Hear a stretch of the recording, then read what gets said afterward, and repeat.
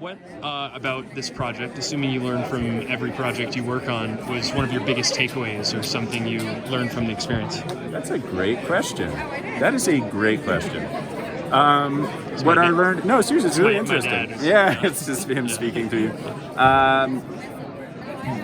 I think everyone on the cast and crew of this movie was spectacularly sweet and easy to work with, but the conditions of shooting the film in the Alps, where the weather changes all the time and everyone's freezing, it's stressful shooting conditions. And I think the thing I realized is there were moments where I start to get stressed out, where it'd be like, oh God, we have to get this take before the cloud moves in front of the sun. And I had to remind myself, like, insist on having a good time. I would just like be unyielding about that. So when I would start, my shoulders, I feel my shoulders start to climb up and my heart start to beat a little faster. I'd be like, no, you're not going to be in the Alps with Will Ferrell and Julia and Zoe and all these people ever again.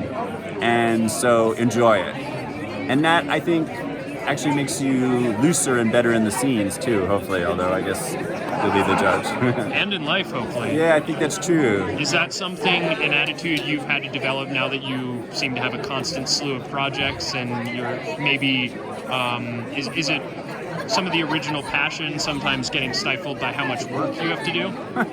No, but it's if you're not careful, I think early on in my career, I felt that anxiety was the predominant experience.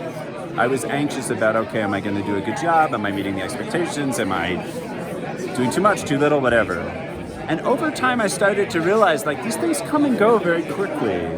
And I don't want to look up and be 80 and have never shown up for anything. Have just been wringing my hands through my whole life, through every project. And it's such a rare thing for an actor to get to work at all, let alone work on projects you like with people you love.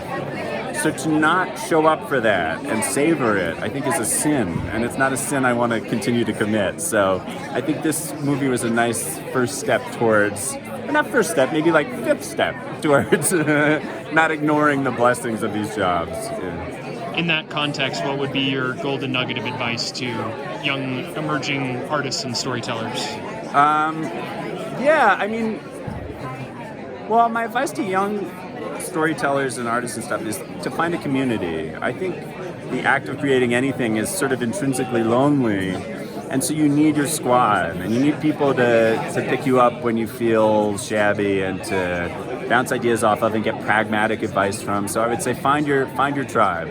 I think that will make everything more tolerable and more meaningful and more thrilling. Yeah. Hey, this is Erik from MyOwnCinema.com. If you want to support us, subscribe below. For more reviews, interviews, film festival coverage from Sundance, Cannes, Toronto, you want to check out these guys on this side.